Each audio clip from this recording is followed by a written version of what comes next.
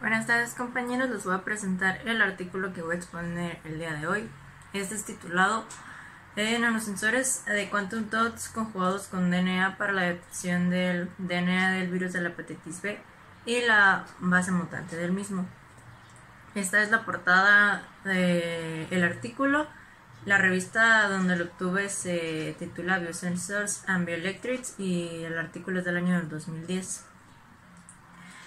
Este nanosensor de Quantum Dots conjugado con DNA está basado en la transferencia de energía de resonancia fluorescente FRET para la detención de el DNA responsable de la mutación del gen del virus de la hepatitis B. Analito e importancia. Primero les voy a hablar acerca de manera muy general de lo que es la hepatitis B como enfermedad. Esta es una enfermedad ocasionada por el virus de la hepatitis B y ataca el hígado. Esta es transmitida de persona a persona por sangre o fluidos corporales. En 2015 la OMS declaró que 257 millones de personas vivían con hepatitis B y que murieron 887,000 personas por cirrosis y carcinoma hepatocelular. Estas dos enfermedades son consecuencias de la hepatitis B cuando esta evoluciona de una manera mortal. Ok, ahora les voy a hablar acerca del virus de la hepatitis B. Los virones son esféricos y envueltos. Con virones me refiero a las partículas víricas que están ya morfológicamente completas y que por lo tanto ya pueden ocasionar daño a la célula y por lo tanto al cuerpo humano. Miden entre 40 y 45 nanómetros. Su cápside es icosaédrica y dentro de ella se encuentra el genoma viral y un ADN polimerasa codificado por el propio virus.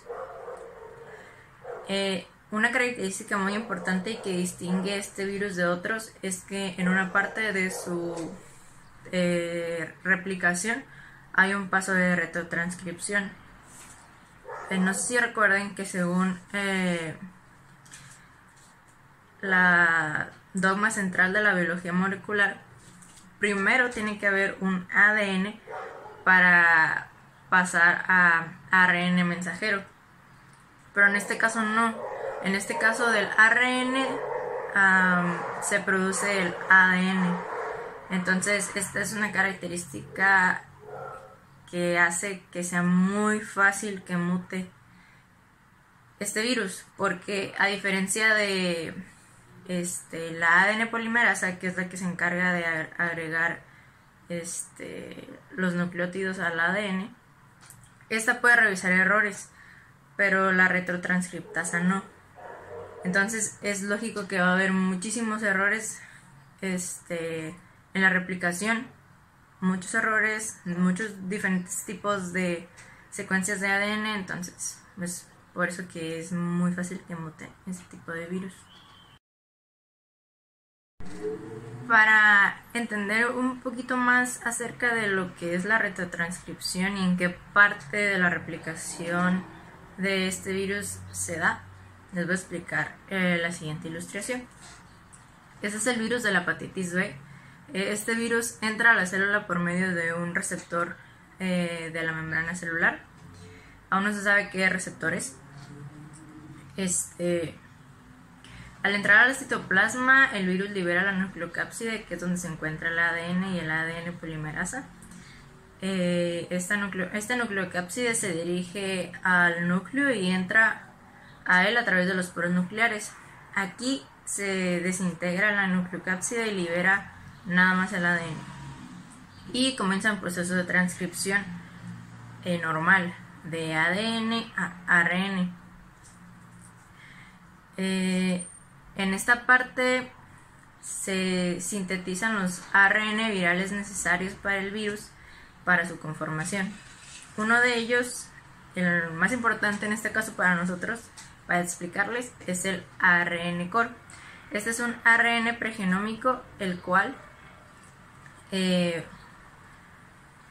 gracias a la retrotranscripción se va a convertir en el ADN genómico del virus. ¿Esto cómo se da? Bueno, pues otro ARN del mismo virus genera un polipéptido P o proteína P. Esta proteína P en el dominio RT, asimismo este RT tiene dominios catalíticos que son los que hacen o interfieren en la retrotranscripción de este ARN. Entonces, esta polipéptido P pasa de ARN core a el ADN genómico. Y ya pasando esto, pues después de que todos los demás ARN se sintetizaron y el nucleocápside los envolvió, pues el virus es expulsado de la célula. Y cabe resaltar que este tipo de virus no destruye la célula huésped, sino que la utiliza para seguirse replicando. Entonces, aquí lo importante de rescatar también es que este artículo específicamente se refiere a la mutación que afecta al fármaco lumibudina. Esta lumibudina es un análogo de la proteína P. Entonces, si el virus no es mutante y el paciente, por así decirlo, toma esta lumibudina, pues ya no se va a poder replicar el virus porque el ADN genómico ya no se va a poder sintetizar. Sin embargo, existe la mutación M24B que se lleva a cabo en el dominio catalítico C de la porción RT de la proteína P o de la polimerasa del virus de la hepatitis B, que también se le llama así. Eso ya lo había mencionado del dominio RT. Entonces, este dominio catalítico tiene una mutación o una variante M204B que, como pueden ver, es resistente a la lamivudina. Entonces, de aquí se basa el artículo en identificar esta mutación en el ADN del virus de la hepatitis B. Okay. El objetivo es establecer una tecnología simple, específica y de alto rendimiento para la determinación del DNA del virus de la hepatitis B, específicamente en la mutación de las bases del DNA polimerasa, como ya lo mencioné. La novedad es que en este artículo mencionan el método SANG, que utiliza la conjugación, o sea, utiliza otro principio para unir o conjugar los contubdons con el DNA. Este caso es la streptavidina. Y en este trabajo se basan en la química de acoplamiento de la carbodimida. La carbodimida es un reticulador que utiliza el enlace covalente para unir moléculas. Más adelante se van a dar cuenta qué tipo de enlace covalente es. Entonces, esas son las secuencias utilizadas en este nanosensor. La pDNA es un oligonucleótido modificado con amina. Esta amina es la que va a interaccionar con la superficie del quantum dot. Está el sDNA, que es una cadena sencilla de DNA en donde se añadió un fluoróforo, el CI5. Esta es la cadena CT complementaria a estas dos cadenas. Cuando les explique el mecanismo de funcionamiento van a entender un poquito más cómo se lleva a cabo esto. Y esta es la cadena que tiene la mutación, el mtDNA, que es esta mutación de aquí que les había mencionado en las láminas pasadas. Ok, la unidad receptora. Primero se sintetizó el quantum dot con una coraza de óxido de triotilfosfina. siglas topo. Y después de una reacción de cambio de ligando, se cambió la coraza por MPA, que es 3-ácido mercatopropiónico. Perdón. Ok, ya estando aquí, lo que hicieron fue activar los grupos carboxilo que se encontraban en la superficie de este ácido para que interaccionara con la parte amina de la cadena PDNA. Entonces, esto es a lo que me refería con lo de carbodimida. Se produce un enlace peptídico entre el grupo carboxilo y el NH2 amina, y eso hace que el PDNA se una de manera muy eficaz a lo que es el quantum dot. Para verificar que este acoplamiento se dio de manera correcta, se utilizaron varios métodos. Uno de ellos es la electroforesis en gel para medir las diferentes movilidades antes y después de agregarle la cadena de PDNA. Entonces el 1 es el quantum dot solo recubierto con MPA, y el segundo es ya con la cadena PDNA. Entonces, como se puede ver, sí hay una diferencia de velocidad en electroforesis de gel, y es más rápido el quantum dot ya conjugado con el PDNA. ¿Por qué? Porque aumentó la relación carga-masa del quantum dot, por lo que es más rápido. Aparte, en trabajos anteriores ya se había demostrado que las nanopartículas adquieren más velocidad cuando se le agrega DNA. Y esto es porque tienden a ser más negativos. Entonces en la electroforesis son más rápidos. Ok. El mecanismo de funcionamiento y las interacciones. Ya les mencioné qué tipo de interacciones se llevan a cabo para que se una o haya un acoplamiento entre el quantum dot y la cadena PDNA. Ahora, lo que vamos a ver son reacciones de hibridación. Entonces, esta cadena de aquí, o esta parte de azulita de aquí, al estar presente con esta cadena complementaria, inmediatamente hace que la cadena que tiene el fluoróforo, la SDNA, se una a esta parte de aquí para hacer la cadena complementaria. Y al unirse estos 3 pedazos de DNA, la distancia del fluoróforo al quantum dot es óptima para que se lleve a cabo el proceso FRET. En cambio aquí, como esta cadena no es complementaria a la unión de la SDNA y la PDNA, no existe un acoplamiento del fluoróforo, entonces no va a haber un proceso FRET. La molécula, el nanosensor se excita a 485 nanómetros. Más adelante les explico por qué. Y hay una emisión a 670 nanómetros.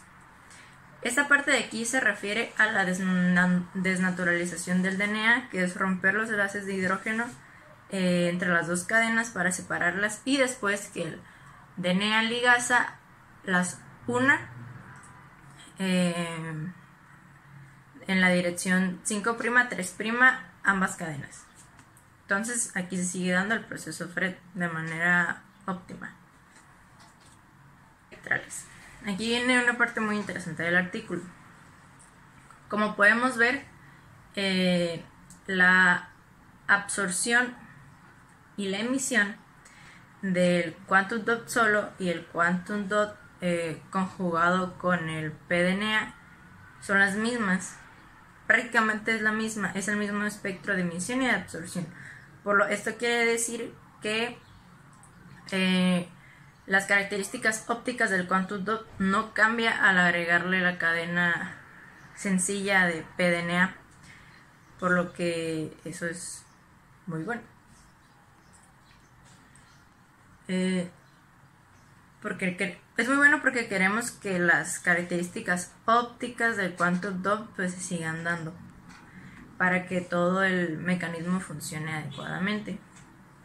Otra cosa para denotar es que, como pueden ver, el rango de absorción del quantum dot y el ya conjugado es muy amplio.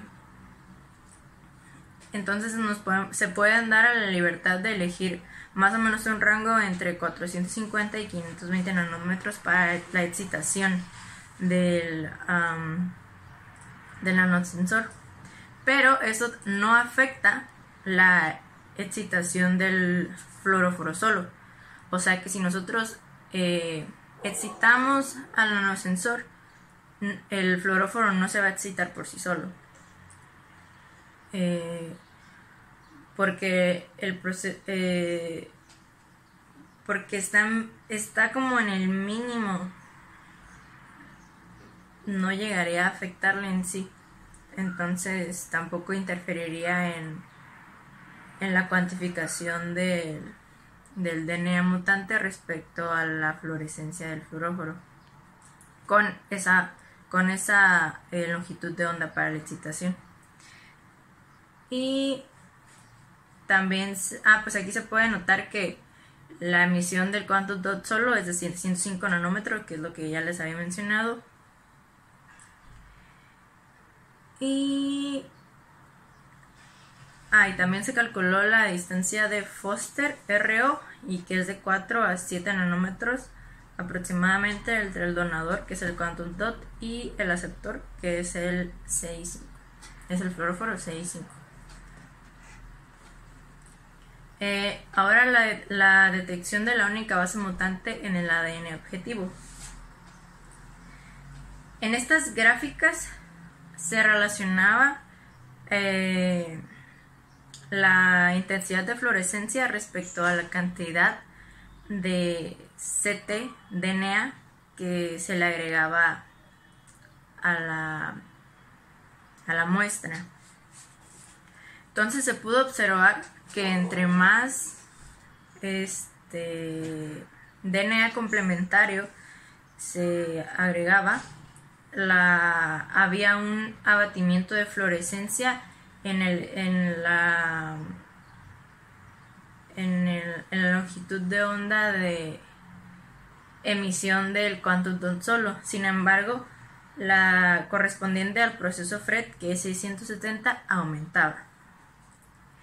Esto más o menos desde R0 a R50, que es la proporción del ADN complementario respecto al quantum dot. Y en R100 ya se puede ver que hay una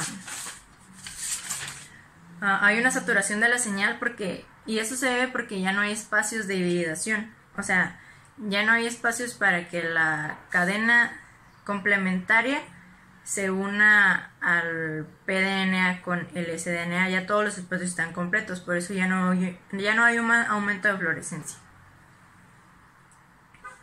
También se puede rescatar de este espectro que, como ya mencioné, también se excitó el fluoróforo solo a 485 nanómetros, y como pueden ver, la fluorescencia es 0. Y aquí está la intensidad de fluorescencia con presencia del mtDNA, que es el ADN mutante, respecto al CT, que es el ADN complementario. Y pues, como pueden ver, a 670 el único que presenta fluorescencia es el complementario.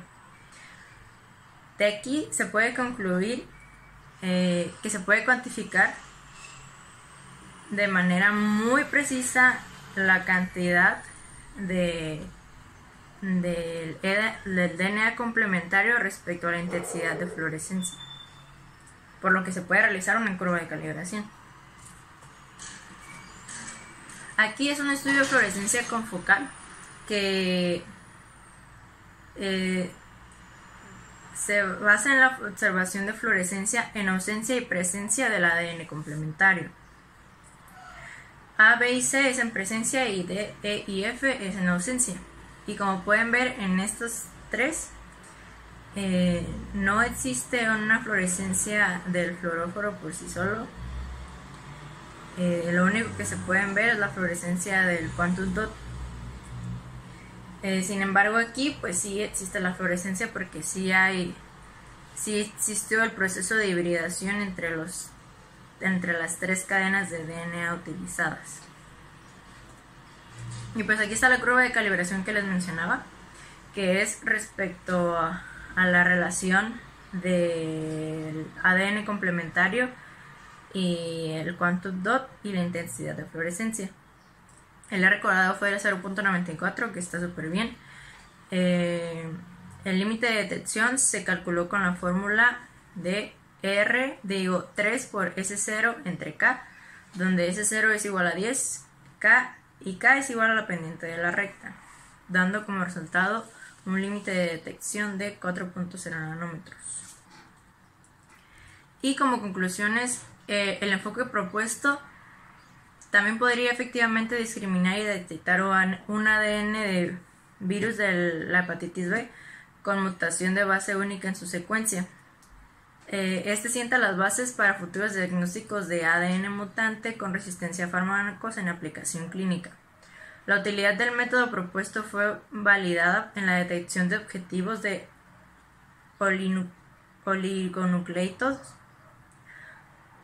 oligonucleitos sintéticos derivados del gen del virus de la hepatitis B con una sensibilidad de 4.0 nanómetros.